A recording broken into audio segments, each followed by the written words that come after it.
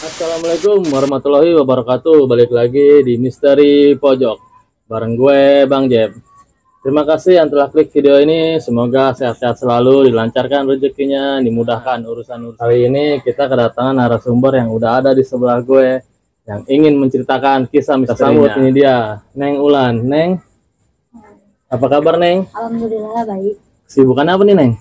Rebahan aja lah, nungguin duit dari suami. Ih, enak dong, tinggal nungguin duit dari suami. Yang penting cair. Nah ya betul Teh. Ya, kisi-kisinya apa nih Teh ya? Yang mau diceritain nih? Ini tentang pengalaman pribadi ya. Tentang di santet lah gitu. Jadi Teh disantet nih. Oke Teh, ditahan dulu Teh ya. Nah, buat sahabat Misteri Pojok yang punya cerita misteri di jalan, di rumah, atau di pabrik sekalian, jangan dipendam, langsung aja WA ke nomor ini. Oke, langsung aja kita lanjut. Begini ceritanya. Jadi awal mulanya itu tahun 2021.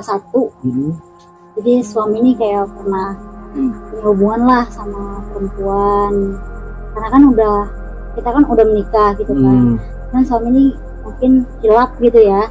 Jadi punya hubungan lah sama perempuan. Di perempuan ini orang Banten lah gitu ya. Sebut aja namanya Dewi. Oh, jadi sorry nih Teh ya, jadi suami Teteh ini disantet apa Teteh disantet nih? Saya. Oh, Teteh disantet. Ya lanjut. Sebut aja Dewi lah. Dewi, ya oke siap. Jadi mungkin si Dewi ini nggak terima kalau suami saya itu balik lagi ke saya gitu. Jadi pas tahun 2021 itu suami saya udah balik lagi ke saya. Selang beberapa minggu saya baru ngalamin tuh gejala-gejalanya, kayak kalau tiap mau maghrib tuh gemeteran badan, terus panas gitu, sesek lah gitu. Terus kalau kata suami ya, itu setiap habis maghrib tuh saya selalu kesurupan gitu. Jadi tiap hari lah kayak gitulah Bang. Sampai akhirnya kita berobat lah ke medis dong awalnya. Berobat tapi kok nggak ada perubahan, terusnya juga kayak nggak ada hasil gitu kan. Akhirnya kita coba ke yang non medis, ke dokter misalnya gitu. Itu ke dokter udahan tuh, misalnya kita nggak ada hasil lah gitu kan di dokter mah. Jadi saya coba ke yang non medis lah, kayak misalkan syariat gitu, nyari syariat, ke paranormal gitu, mang dukun gitu kan, ke Pak Ustadz gitu. Beberapa dukun, beberapa paranormal sih emang yakinin kalau saya tuh kayak kena santet lah gitu. Nah bentar deh Teh, itu Teteh ke paranormal, ke dukun, mungkin ke Ustadz juga. Nah itu reaksi Teteh sendiri itu ada perubahan nggak dari sananya itu? Gak ada sih Mang, semuanya gak ada hasil. Kita kan kayak berusaha lah seenggaknya ya gitu, pengen sembuh, pengen ada perubahan gitu, tapi tetap aja maksudnya ya nggak ada hasil lah gitu. Udah coba ke beberapa paranormal, ke kiai, ke dukun, sampai beberapa kali ruqyah gitu kan, tetap aja masih ngerasain lah gitu sakitnya gitu kayak gimana.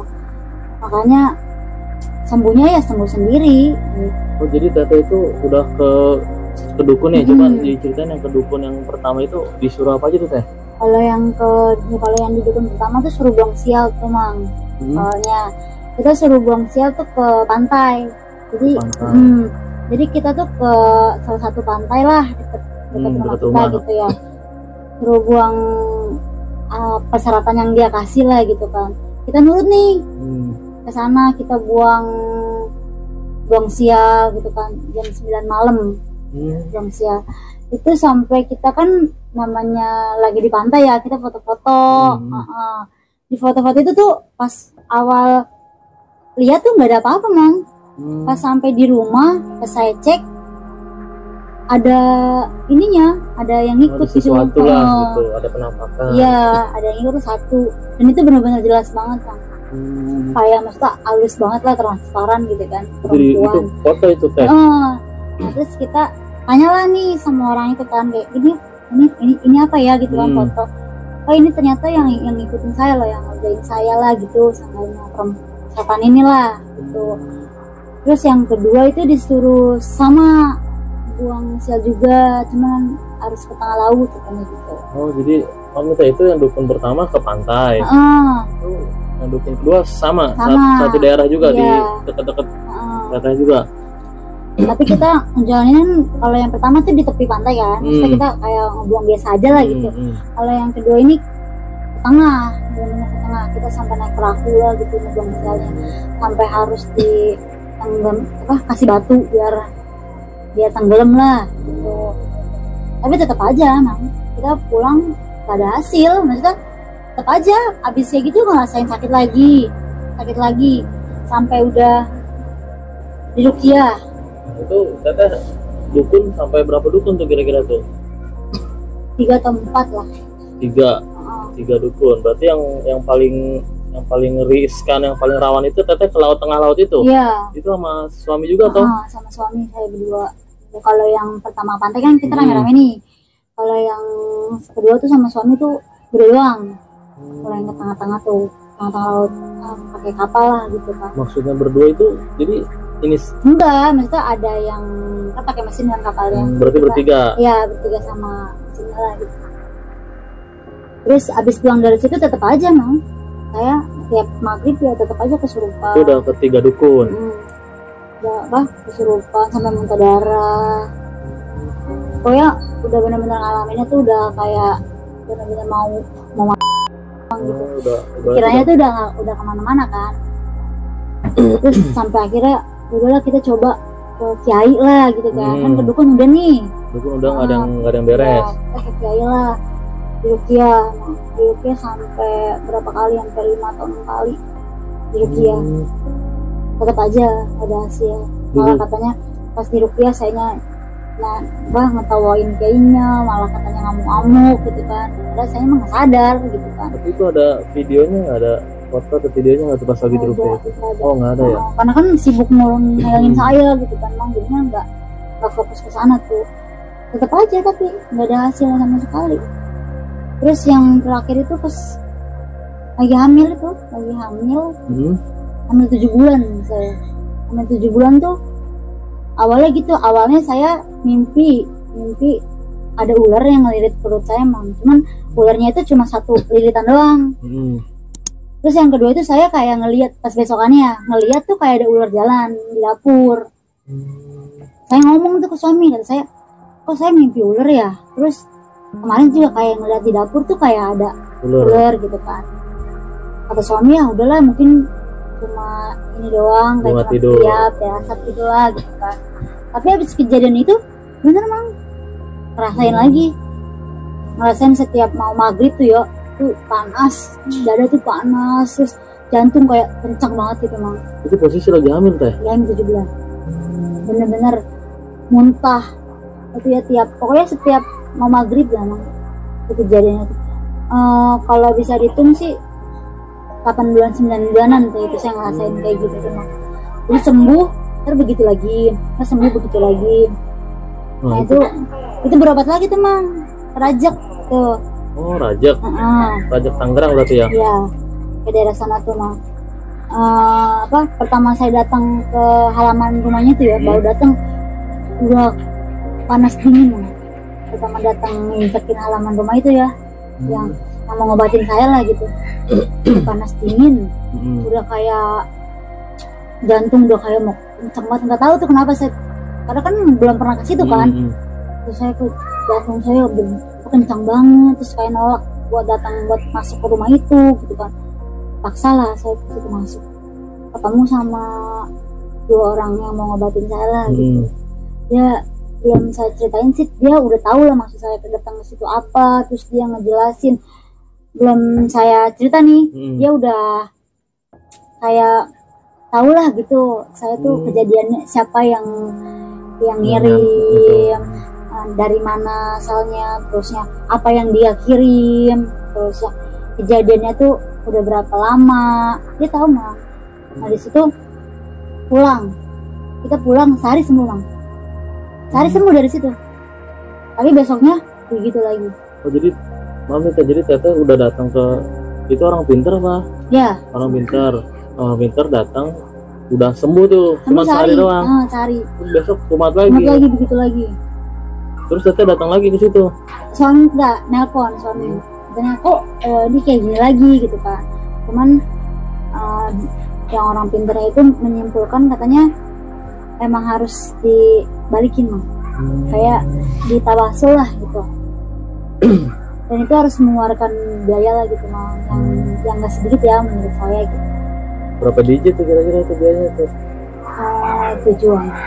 Buat tujuh ya? Iya. Diminum dulu teh lah, biar nyantai dulu teh.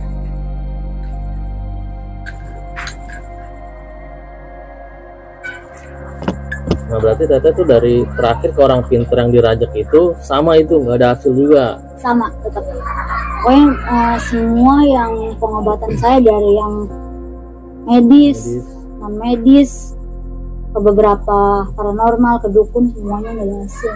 Jadi kayak percuma gitu ya. Yang bisa ngobatin diri sendiri sih sebenarnya. Tapi yang terakhir teteh ke paranormal atau ke dukun itu yang di mana sih teh? Itu yang terakhir ruqyah. Oh di ruqyah. Jadi kalau yang pas saya nih udah nggak ngerasain berapa bulan si perempuannya ini ngirim pesan ke saya. Si Dewi ini ngirim pesan. Minta maaf lah. Dia mengakui. Oh dia mengakui sendiri. Iya, dia mengakui.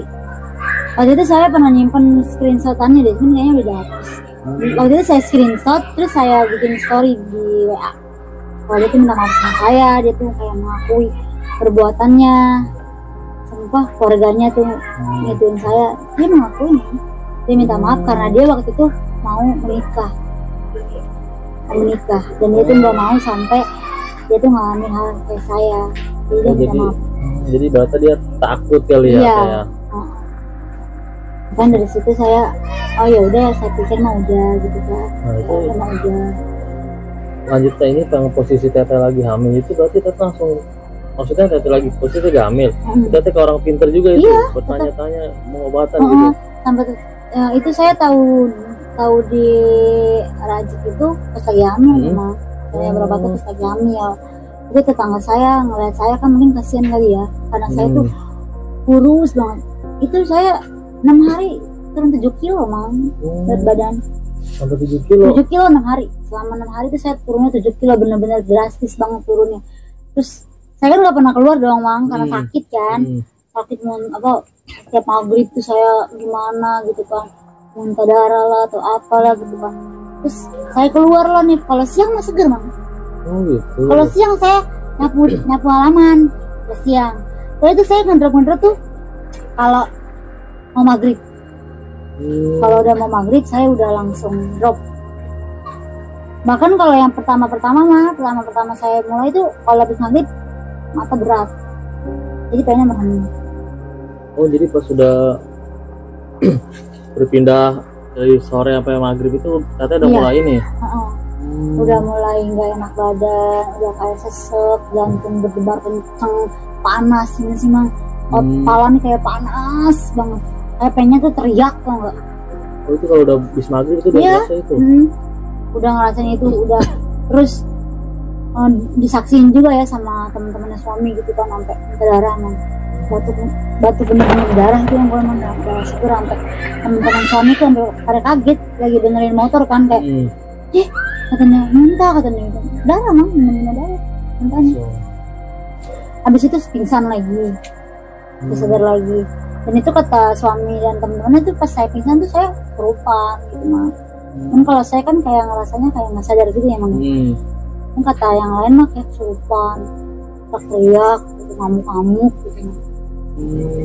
Tapi teteh sendiri tuh yang dirasa pas pertama kesurupan itu apa tuh teh?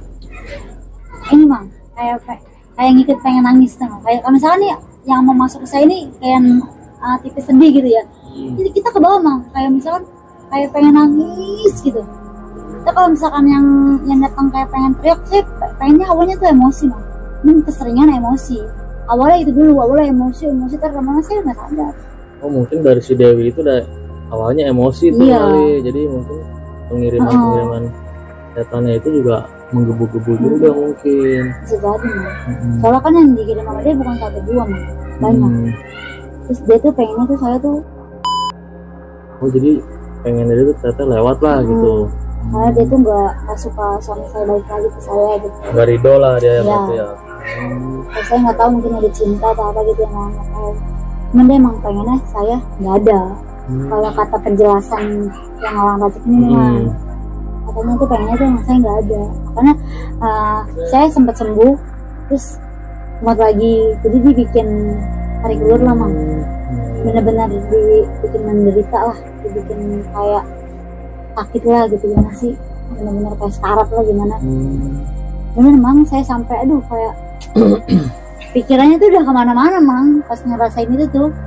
Udah bacain sholawat udah ya, cuman emang kalau baca ayat-ayat Quran tuh kayak berat gitu mang.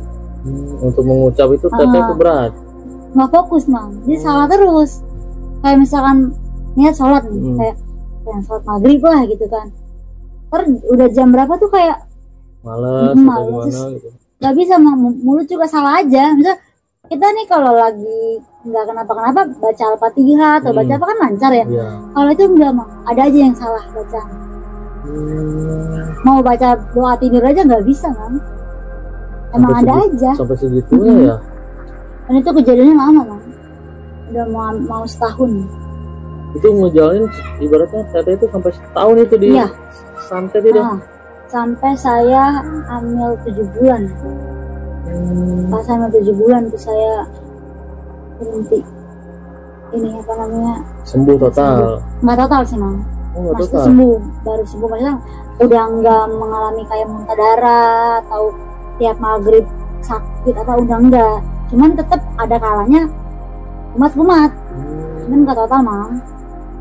Nggak total tuh pas habis lahiran. Oh jadi pas teteh lagi hamil itu cuma 80% atau 70% tuh pas 7 bulan hamil itu. Iya. Jadi pas total tuh pas udah habis lahiran memang. Jadi kan saya jadi apa kayak kalau punya rezeki lah gitu mang, berbagi gitu kan. Sedekah berarti jatuhnya ya. Alhamdulillah semenjak ngejalanin rutin itu sedekah gitu ya, jadinya udah saya benar-benar kelepas. Pas 2 bulan kemudiannya si cewek itu chat saya. Oh jadi si Dewi itu, tapi teteh sendiri belum pernah ketemu sama si Dewi? Ketemu dong mang. Oh ketemu? Kan pernah saya melo-melin mang. Masa nggak ketemu? Rugi dong. Awalnya ketemu berarti ya? Iya, awalnya tuh saya chat kan baik-baik lah mang, namanya perempuan kita hati ke hati kan, tolong dong jangan kayak gitu. Mending yang ngeledek mang. Itu yang bikin saya memuncak dong mang. Suami lu kok yang gini-gini deh, kasihan ya gini, kasihan ya ditinggalin gitu. Jadi akhirnya saya kesel dong mang. Udahlah akhirnya saya meluapkan emosi saya. Pas ketemu juga takut mang. Ketemu dia saya teriak, sini nggak? Ketemu langsung itu. Ketemu tapi posisi suami saya kan lagi dekat sama dia dong. Jadi suami saya tuh ngebelain dia mang, ngebelain saya. Jadi suami saya melindungi lah, melindungi dia lah mang. Jadi dia beras kepala, besar kepala. Dan di situ juga posisi video call mang sama keluarganya dia. Nah itu kakeknya itu mang ngomong ke saya, katanya mana perempuannya? Kan saya udah bikin malu dia kan. Mau dibikin mati atau gimana? Nah awalnya udah ngomong gitu mang. Oh, jadi kakeknya itu pengen tahu muka si teteh ya, nih. Terus disorot lah saya nih gitu ya. Video call emang ngomong kayak gitu ya. Mau dibikin mati atau gimana nih? Gitu. Emang dari awal emang mungkin udah sakit hati mang sama saya gara-gara itu. Makanya ya udahlah, kan kalau sekarang mah udah ini udah normal, udah lega lah. Akhirnya si Dewi itu mau mengakui bahwasanya dia itu yang nyantet Teh Wulan nih. Awalnya sih cuma menerka-nerka ya mang. Soalnya kan saya emang gak pernah punya masalah sama orang mang. Jadi teteh sujon aja nih, curiga lah sama si Dewi ini. Kayaknya dia deh. Terus beberapa paranormal juga ya emang menyebutkan dia. Maksudnya benar-benar ini pernah punya masalah, lo belum lama sama kamu orangnya. Gitu. Kan orangnya dia tuh. Saya gak pernah punya masalah sama orang, soalnya sama dia kan. Oh iya udah berarti dia. Pas udah nggak mau dekat lagi mang, dia bener-bener ngirim inbox tadi apa, nge-DM saya di IG. Ngirim di IG, minta maaf mang. Bener-bener minta maaf, mengakui kesalahan dia sama keluarganya. Dia bawa nama keluarga loh, Mang. Oh, jadi dia langsung bawa nama keluarga. Iya, minta maaf. Kalau saya sih yang sebagai manusia ya Mang, kita saling memaafkan ya Mang. Iyalah. Cuman ya kita nggak pernah lupa lah Mang. Saya sebenarnya nggak percaya Mang, cuman ngalamin ke diri sendiri gitu. Kita kan harusnya berbuat baik lah Mang, kita berpikiran positif lah. Ya, saya tuh selalu anggap orang baik. Iyalah, harus begitu Mang. Berarti Teteh ini sebenarnya sama si Dewi itu ketemu cuma beberapa kali doang ya Teh ya? Ketemu sekali Mang. Oh, sekali doang bertemu. Ketemu sekali. Sampai mungkin si Dewi itu minta nama Teteh atau apa Ya, semua mungkin gitu. tahu kali kan karena sosmed kan banyak Mang. Terus ini juga kali dia di TikTok kan gitu, sempat viral juga kan di TikTok. Dan dia sakit hati sama keluarganya gitu, sama saya, makanya mau ngebuat saya kayak gitu. Nah, ini dia minta maaf alasan dia karena dia mau nikah. Ya. Dia mau nikah. Berarti sekarang dia udah nikah ini? Udah ngelahirin kan, pas nikah dia lagi hamil. Sekarang udah dia malah follow. Dia follow TikTok saya. Jadi dia baik-baik sama Teteh sekarang nih. Tapi saya udah cukup lah, maksudnya udah nggak mau berurusan sama si Dewi lah pokoknya nih ya. Bukannya mau sujan lagi ya Mang? Betul. Kan udah cukup lah, udah tutup buku sama si Dewi ini Teh ya. Udah Teh, apa ada lagi cerita Teh? Ada udah. Oke, gimana guys cerita dari Teteh? Kita ambil dari sisi positifnya. Nah, buat kalian yang merasa pengen merasa yang disantet atau apa, itu sebenarnya nggak perlu ke dukun atau ke orang pinter atau ke ustadz-ustadz yang nggak bener. Teteh sendiri ini merasakan, akhirnya hilang sendiri dengan isi hati Teteh sendiri ya. Oke, sebelum kita baru bisa, buat kalian yang like video ini dan yang belum subscribe, ayo subscribe sekarang juga. Oke, gue Bang Jeb. Assalamualaikum warahmatullahi wabarakatuh.